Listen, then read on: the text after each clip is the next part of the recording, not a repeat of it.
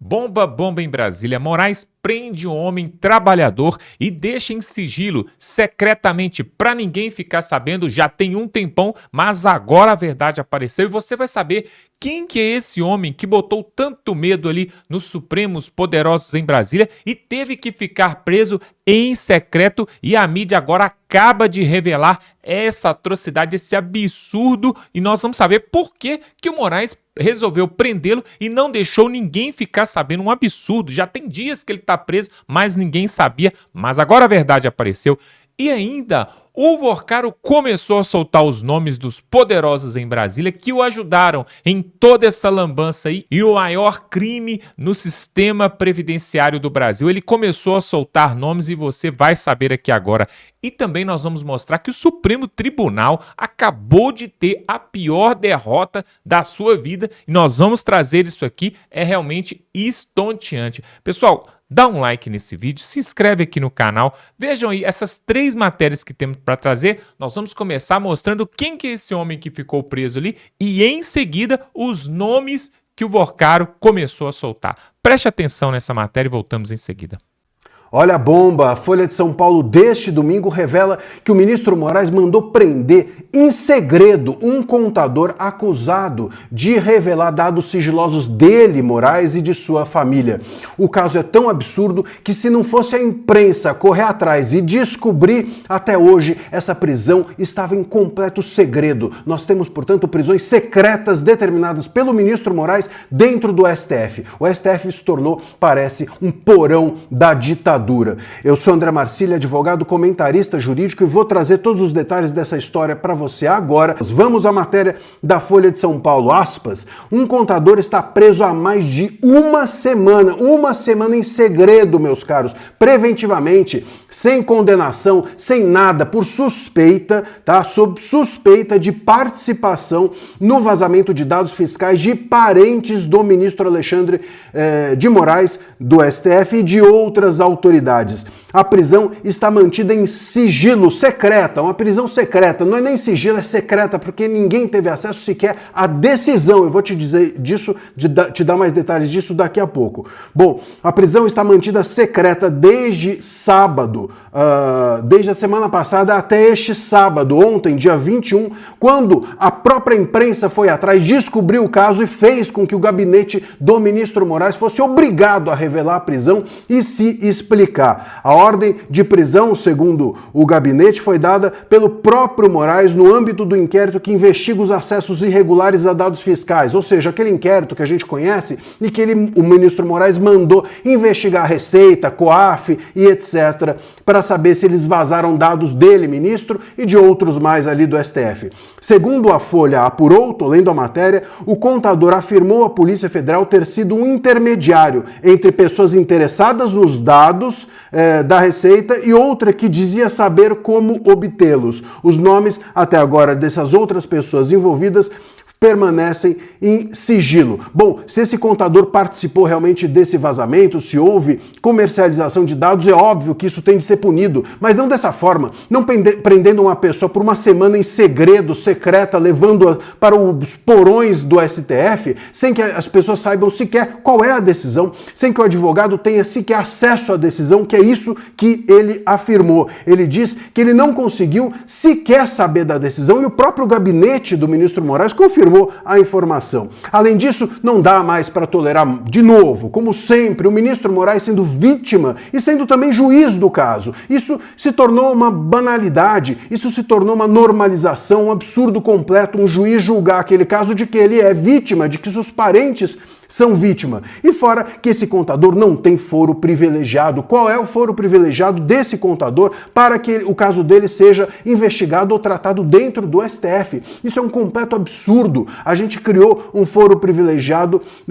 a gente descriou o foro privilegiado, qualquer coisa pode ser foro privilegiado hoje dentro do STF. Todo mundo sabe que o foro privilegiado ele é apenas para determinadas autoridades, não para qualquer um. Os ministros do STF vulgarizaram até isso. É um completo absurdo, mas é assim que tem sido tratado. A matéria continua. dizendo o seguinte, que uma semana se passou sem que ninguém soubesse do caso e que, enfim, as violações são muitas e etc, etc. A verdade, meus caros, é que se não fosse a imprensa, se não fosse o trabalho que a imprensa tem feito, o ministro Moraes ainda deixaria por muito tempo em segredo, em completo segredo, essa prisão nos porões da ditadura do STF. Se a gente tolerar isso, se a gente tolerar que o ministro coloque uma pessoa presa em segredo, se a gente tolerar que o ministro faça as investigações das quais ele é vítima e também o juiz, se a gente tolerar que todo mundo tenha foro privilegiado desde que o STF se interesse pelo caso, bom, então joga fora a Constituição, joga fora todos os direitos, joga fora todas as prerrogativas e vamos entregar o Estado nas mãos do ministro Moraes. Não tem como o Brasil ser passado a limpo dessa forma, não tem como o STF ser passado a limpo enquanto nós tivermos esse tipo de situação que nós temos vivido no Brasil há 7 anos. Há 7 anos, desde 2019, com o início do inquérito das fake news. Mas eles não param, não tem como. O STF nas cordas, o ministro Moraes enrolado, o ministro Toffoli mais enrolado do que, enfim, tudo. E eles continuam, eles dobrando a aposta, eles continuam agindo como se eles estivessem em 2019. Isso precisa acabar. A sociedade precisa mostrar que não tolera mais isso, senão não tem forma da gente passar o STF a limpo. Pois é, agora nós vamos trazer uma outra matéria importantíssima que diz respeito à delação do Vorcaro, que ele quer ficar livre, lógico. Ele quer ir para Bahamas, quer curtir o seu dinheiro que está lá fora, que foi surrupiado do povo brasileiro, mas parece que não vai ser tão fácil assim não. Ele citou 15 nomes pelo menos, e nós vamos trazer aqui essa matéria agora com o deputado Gustavo Gaia. Veja essa situação aí, e em seguida a pior derrota do Supremo Tribunal, pelo menos neste ano que ele sofreu. Veja a matéria aí, a primeira matéria, e depois a derrota do Supremo. Nenhum dos seriados que eu já assisti na minha vida, e olha que eu adorava seriados, Breaking Bad, Game of Thrones, Walking Dead, nenhum deles me causou tanta antecipação, tanta entusiasmo pelo próximo capítulo quanto essa delação do Vorcaro, cara. Porque não é só o próximo capítulo dessa novela, é as consequências nas nossas vidas que isso terá.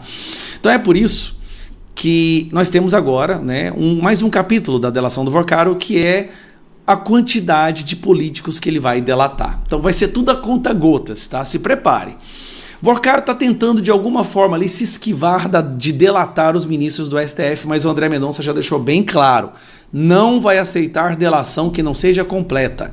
Não haverá delação ou acordo de delação se ele não provar o que foi que o Moraes ficou de bloquear e por que Dias Toffoli tentou blindar o caso, por que mandou dinheiro para a empresa que o Dias Toffoli era sócio oculto, por que tinha contrato com a esposa do Moraes, não adianta. Mas ele está tentando negociar e ele já jogou 15 políticos na fogueira. Assiste aí. Notícias do sábado para você. Vamos lá, as notícias do dia. A delação premiada de Daniel Vorcaro, dono do Banco Master, está sendo planejada desde o início do ano e deve envolver inicialmente até 15 políticos, alguns deles deputados, senadores, segundo a estimativa do próprio banqueiro. Rapaz, 15 políticos, deputados e senadores. Mas se tem uma coisa que o Brasil quer saber é quem... Eu tô surpreso, eu achei que seriam muitos mais. As festas, os eventos, eu achei sinceramente que seria em torno de 30, 40, mas se são 15, tudo bom, vamos lá, vamos ouvir quem, vamos ficar sabendo quem são. Na apuração é da Natália Portinari, ela conta que nessa semana Vorcaro foi transferido para a Superintendência da Polícia Federal em Brasília, onde vai ter mais liberdade para falar com advogados. Ele até assinou um termo de confidencialidade, negociação, né, que marca esse início da negociação da delação. O advogado dele agora é José Luiz Oliveira Lima, que atua oficialmente como, portanto, representante de Vorcaro e está trabalhando também na delação de João Carlos Mansur, ex-presidente da REAG Investimentos. Nesse momento, o Vorcaro deixou claro, sem citar nomes, que precisaria falar sobre suas conexões políticas e aliados no Congresso Nacional. Ainda em fevereiro, integrantes da defesa do banqueiro fizeram chegar ao ministro André Mendonça, que é o relator do caso no Supremo, que Vorcaro não estaria disposto a incluir integrantes do STF na... Preste atenção, não é nem o Vorcaro que não está disposto a fazer isso, é os próprios advogados da delação dele, porque eles sabem que se eles participarem de uma delação delatando ministros do STF, eles nunca mais vão conseguir ganhar caso nenhum na Suprema Corte. Então é um caso dos próprios advogados que não quer. Nenhum advogado quer fazer uma delação onde você aponta crimes de ministros do STF. A vida deles acaba.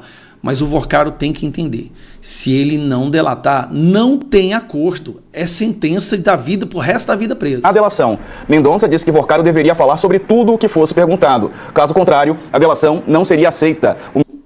Ou seja, quando for perguntado, foi que o Moraes mandou bloquear? Por que o Dias Toffoli tentou te blindar? O que você pagou para a Marit? Entendeu? Não tem como fugir disso. O ministro teria assumido as rédeas da negociação e endossado a assinatura de um termo de confidencialidade com a PGR e com a Polícia Federal. A ideia é que, com a presença das duas instituições, o acordo de delação ganhe mais força. Que legal. 15 políticos, beleza, são 15 políticos no universo de aproximadamente 600, né? 513 mais 81. Então vamos lá. E ministros? E judiciário? Tem membros da Procuradoria-Geral da República? Tem ministros do governo Lula? É isso que eu quero saber. Será que tem, sei lá, um Lewandowski da vida, o ministro da Justiça? Você tem noção do peso dessa delação? Então ele está começando, você vê que ele está começando por baixo, ele quer negociar com deputados e senadores. Aqui vai ter deputado e senador, a gente sabe disso. Eu quero saber o alto escalão, é o andar de cima. Eu quero saber do governo, dos ministérios, do judiciário, do Procuradoria-Geral da República. Será que o Paulo Gonet vai estar envolvido nisso daí? A gente precisa saber. E não será aceita a delação que não seja completa, que não tenha todos os nomes. Porque as informações que foram vazadas vão gerar perguntas que vão precisar de respostas. E se não houver resposta, ele perde benefício. Os advogados, coitado, estão numa encruzilhada, né? Porque eles sabem que vão participar de uma delação que pode ir para cima da Suprema Corte, que é a principal fonte de renda deles nos casos que eles defendem, né? Não que a Suprema Corte dá dinheiro para eles, mas os casos que eles defendem são votados na Suprema Corte. Pois é, agora o Deltan Dallagnol, aquele promotor que trabalhou ali na Lava Jato, vai trazer algo, pessoal, surpreendente, porque os iluministas acham que eles são super poderosos, intocáveis. Pois é, mas agora eles tiveram uma notícia realmente que eles não esperavam, pessoal. O povo brasileiro deu o troco e o castigo veio rápido. Confira aí essa matéria que o Deltan Dallagnol vai trazer sobre os iluministas que receberam uma notícia triste. O STF sofre a sua maior derrota até hoje. E eu vou te mostrar agora a informação que os ministros do Supremo odiaram receber. Eu vou te mostrar a resposta que os brasileiros deram duríssima aos ministros. Olha aqui comigo, ó. A Atlas Intel, ela revelou que 60% dos brasileiros não confiam no STF. Esse é o número mais alto de toda a série histórica. E eu vou te mostrar agora os dados devastadores dessa pesquisa que expõe a crise de credibilidade do STF, qual ministro está pior em todo o cenário, e lá no final eu vou te revelar um dado surpreendente sobre até os eleitores de Lula terem virado as costas para o Supremo. Primeiro, gente, a dimensão do desastre. Em janeiro de 2023, 45% dos brasileiros confiavam no Supremo e 44% desconfiavam. Tava equilibrado ali. E agora, hein? Agora, 60%, praticamente 2 a cada 3 brasileiros desconfiam. E apenas 34%, 1 a cada 3 brasileiros, confia no STF. E lembre, quem entende de política é uma bolha. A maior parte dos brasileiros está preocupado em cuidar da própria vida, trabalhar, ganhar o seu pão do dia a dia. E ainda assim, 2 a cada 3 desconfiam, ou seja, já perceberam o que tem na nossa corte. Já perceberam que tem algo podre no reino da Dinamarca, especialmente aqui no reino do Brasil, né? São 15 pontos percentuais de queda na confiança em pouco mais de 2 anos. E olha aqui o ranking da vergonha individual. Dias Toffoli lidera esse ranking. A parte vermelha é a rejeição. 81% de avaliação negativa. Isso mesmo, gente. 4 a cada 5 brasileiros. E tem mais, a rejeição do Toffoli subiu 31 pontos percentuais desde agosto de 2025. Ou seja, o brasileiro está entendendo o que está acontecendo no Supremo. E aqui está o dado bombástico. 50%, para ser mais exato, 49,3% dos brasileiros defendem o impeachment de Dias Toffoli por suspeitas de ligação com o caso Master. Quase metade do país já entendeu o que está acontecendo e quer o impeachment de um ministro do Supremo. Em segundo lugar, finge a surpresa, vem ele, Gilmar Mendes, o dono do Pátio dos Milagres, 67% de rejeição. Seguido de quem? Adivinha, ele, Alexandre de Moraes, é o próximo, 59% de rejeição. E olha a ironia, gente, o Gilmar, que passou o voto inteiro no caso Vorcaro na sexta-feira, criticando clamor social, pressão pública, ele é rejeitado aí por 67% da população, 2 a cada 3 brasileiros. Talvez ele devesse se preocupar aí com o clamor social real contra ele mesmo. Como disse o ministro Joaquim Barbosa, lá na época do julgamento do Mensalão, Sai às ruas, ministro Gilmar. Sai às ruas sem seus seguranças para ver o que vai acontecer. E tem um número devastador que mostra o quanto que as pessoas rejeitam, o quanto as pessoas criticam, o quanto as pessoas se encontrarem na rua, elas têm um desdém, elas têm uma vergonha dos ministros. 59,5% dos entrevistados avaliam que a maioria dos ministros do STF não demonstra competência e imparcialidade. 2 a cada 3 brasileiros, ou para ser mais precisos, quase 6 em cada 10 brasileiros acham que os ministros são incompetentes ou parciais, ou ambas as coisas. E aqui vem um dado técnico importante. 66%, 2 a cada 3, acreditam que tem envolvimento direto de ministros no caso Master. Eu fico até surpreso que não é 100%, né? Não é, gente, um possível envolvimento. Não é uma suspeita vaga. Esse 66% acreditam que tem envolvimento direto. Mais ainda, 77%, 3 a cada 4 brasileiros, acreditam que tem muita influência de políticos, partidos ou grupos de interesse nos julgamentos do Supremo. Então, a imagem que a população do Supremo é clara. STF nosso não é independente. Não tem liberação contra riscos à soberania. Lembra que eles estavam, soberania, o Supremo é independente? Não, a população tem uma imagem clara de que não tem independência nada no Supremo. O Supremo é capturado por interesses políticos. E olha aqui a questão técnica constitucional. 53% acham que o caso Master nem deveria ser julgado no Supremo. Porque realmente não deveria. Daniel Vorcaro não tem foro privilegiado. Mas o STF avocou o caso para si mesmo. E a população percebeu a irregularidade. E agora vem a exceção que confirma a regra. Olha que exceção que confirma a regra. André Mendonça é o único ministro com uma variação positiva maior aí do que a variação negativa. 43% positiva contra 36% negativa. Mendonça é justamente quem assumiu a relatoria do caso Master e INSS e vem conduzindo com firmeza, correção, prendendo Vorcaro, autorizando a delação, resistindo a pressões. E a população percebe quando o ministro age com integridade. E aqui está o dado que eu prometi para você desde o início, que é surpreendente. Entre os eleitores de Lula, a percepção positiva do STF caiu 22,7 pontos percentuais desde 2025. E a negativa subiu quase o correspondente, 19 pontos percentuais. Gente, isso é extraordinário. Até o eleitorado que tradicionalmente viu o STF como aliado do governo, defensor da democracia, virou as costas para a corte e entendeu que lá cheira mal o que acontece lá dentro. Quando você perde até seus próprios aliados políticos, é porque a crise está profunda. O STF está sofrendo sua maior derrota, a rejeição pela população brasileira. E essa derrota não vem de fake news, não vem de ataques coordenados, não vem de inimigos externos, vem dos próprios ministros. As próprias ações dos ministros é aquilo que a população acompanha e reprova.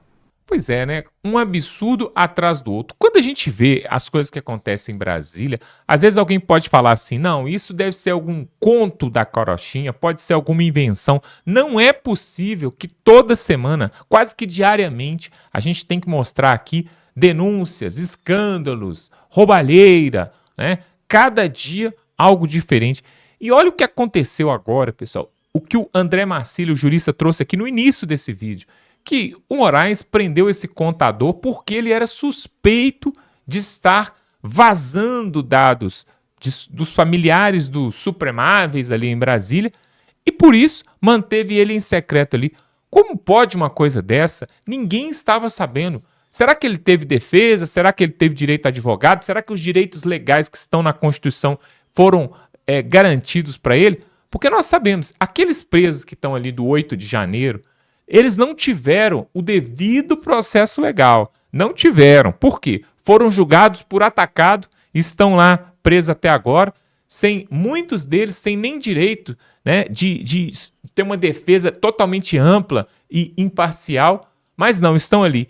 Não deve ter sido diferente com esse contador que talvez, não sabemos, deve ter metido a língua nos dentes ali sobre dados ali que são especiais, porque eles são supremáveis, né? E seus familiares também, nada pode vazar. Recentemente nós trouxemos aqui o filho do Cássio Nunes, que vai ser aí o presidente do STF junto com o André Mendonça.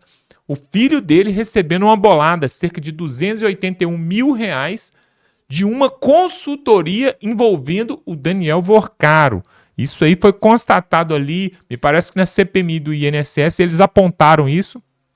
O Supremável também, Cássio Nunes. Porque às vezes a gente acha assim que só a bomba, né? O caldo só entorna para o lado da esquerda. Mas não. Mesmo sendo de direita, de esquerda, de centro, não importa que seja político, seja juiz, seja do executivo, não importa. Uma hora a verdade aparece. E a Polícia Federal nunca trabalhou como está trabalhando agora.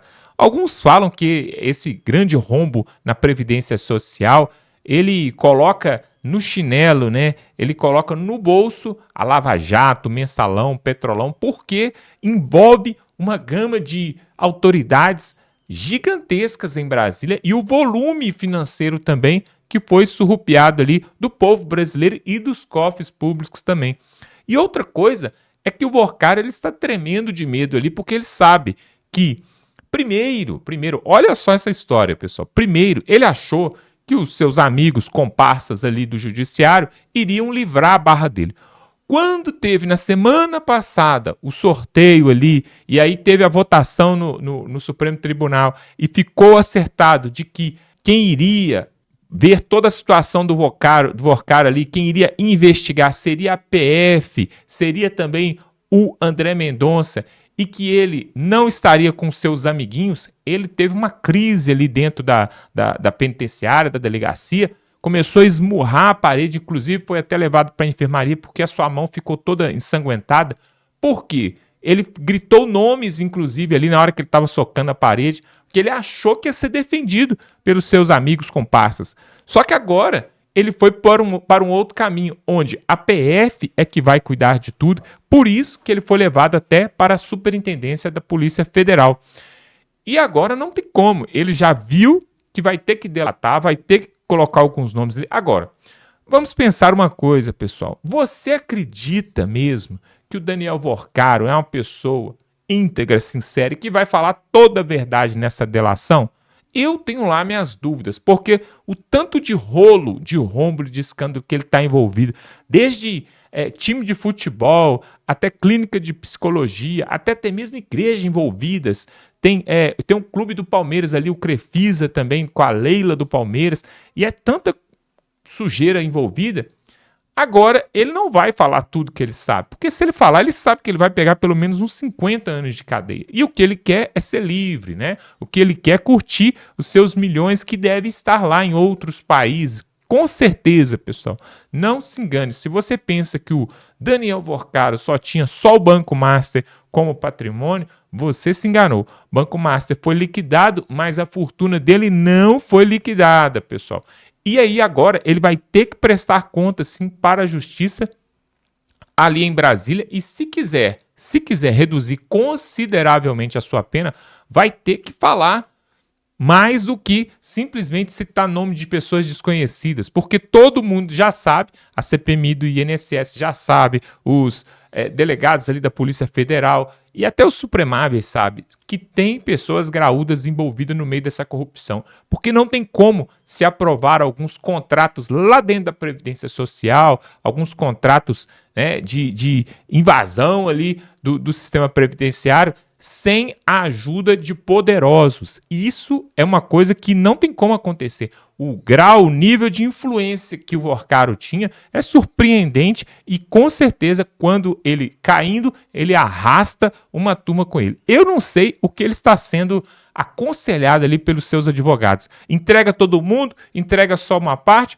Olha só, o Mauro Cid, que era o ex-ajudante de ordem ali do Jair Bolsonaro, ele fez 8 depoimentos. Nos 8 depoimentos ele falou cada hora uma coisa diferente. Ou seja, ele foi mudando as declarações dele. Será que o Vorcaro também vai fazer isso? Porque como você sabe, né, a delação ela não acontece somente num dia, num ato. Elas são várias reuniões que acontecem. Até eles fazem isso, inclusive, para ver se o réu ali, né, a pessoa que está delatando, se ela vai se confundir, se contradizer. Então, ouve o cidadão hoje, daqui a pouco ouve ele daqui a 3 dias, depois ouve semana que vem. Vamos ver se bate uma coisa com a outra, né? Vai ter que ser um ator muito bom para poder se livrar dessa, o Daniel Vorcari, e livrar os seus comparsas também, né? Isso é que nós vamos ver. E o que não pode deixar de acontecer é você se inscrever aqui nesse canal agora, sabe por quê? Se você assistiu até aqui, porque você curte e gosta desse conteúdo e quer ver mais. Se você quer ver mais, se inscreva aqui, porque amanhã nós vamos trazer mais matérias como essa aqui, que diz respeito à população brasileira. E se você acredita na integridade, na seriedade deste portal, deste canal, então se torne membro. Aqui embaixo tem um botão, você se torna membro e nos ajuda todos os meses aí, com pequena quantiazinha, pequenininha, não vai te fazer falta, mas vai ser de grande valia para nós, tá bom? Vamos ficando por aqui, compartilhe esse vídeo e até a próxima.